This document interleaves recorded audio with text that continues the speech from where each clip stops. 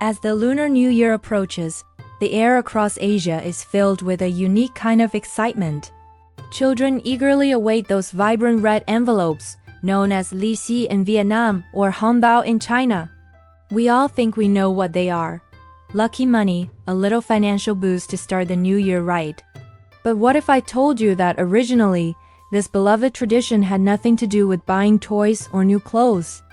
In fact, the very first red envelope was a powerful talisman, a magical weapon used to fight off a terrifying demon that hunted children on New Year's Eve.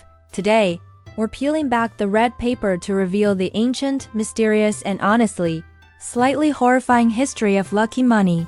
To understand where this all began, we have to travel back thousands of years into the mists of ancient China. Folklore tells of a small dark demon named Sui. This malevolent creature was unique. It only appeared on New Year's Eve, and it had a truly twisted purpose. It would sneak into the bedrooms of sleeping children and touch their heads 3 times.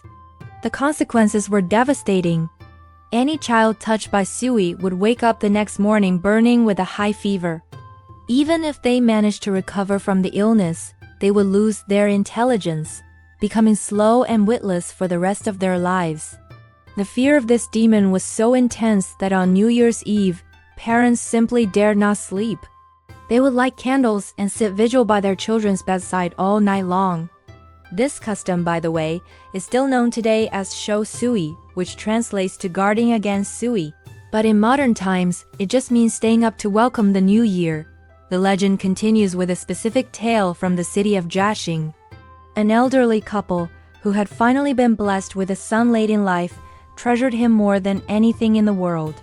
As New Year's Eve approached, they were terrified of the demon Sui. To keep their son awake and safe, they gave him 8 shiny copper coins to play with. The boy, being a child, had a wonderful time wrapping the coins in a piece of red paper, then unwrapping them, then wrapping them up again, over and over, until he finally tired himself out and fell fast asleep. His parents, seeing him asleep, carefully took the little red paper packet of coins and placed it under his pillow. Later that night, just as they feared, a cold, unnatural wind blew out all the candles, plunging the room into darkness. The demon Sui appeared.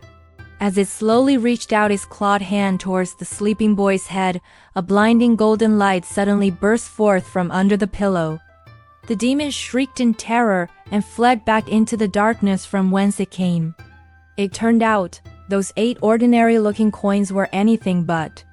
They were actually the 8 immortals, some of the most powerful deities in the Taoist pantheon, who had disguised themselves to protect the innocent child.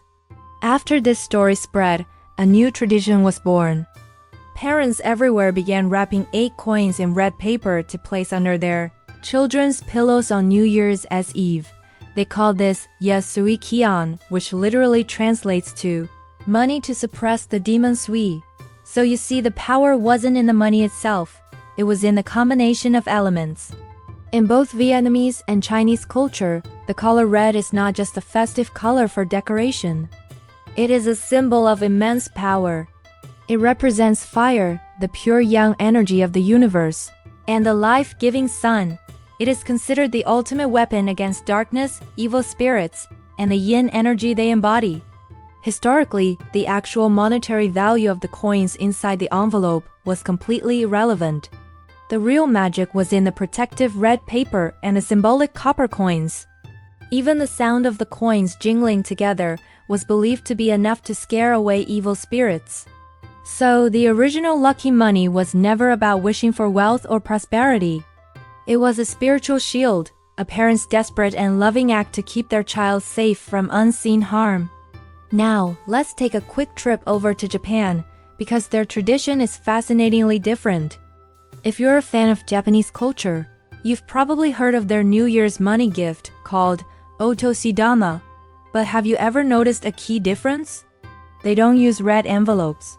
They use beautiful white envelopes, often decorated with cute illustrations, called pochibukuro. So why the stark difference in color?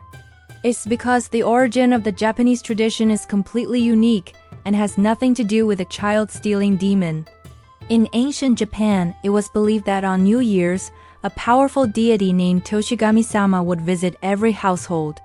As a blessing, the head of the family would distribute round rice cakes, known as mochi, to all the other family members. These mochi weren't just food. They were believed to contain the spirit or the life force of the new year. This sacred gift was called Toshidama, which means the spirit of the year.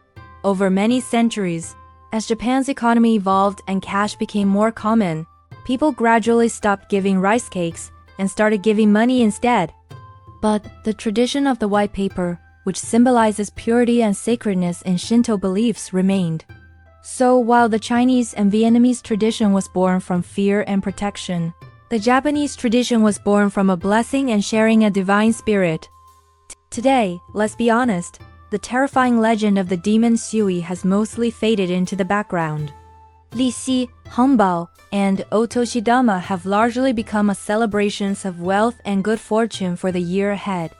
And sometimes, this can even become a source of social pressure or a competition of who can give the most generous gift. That said, from all of us here at Asian Study, we wish you a very safe, healthy, and prosperous new year. Thank you for watching.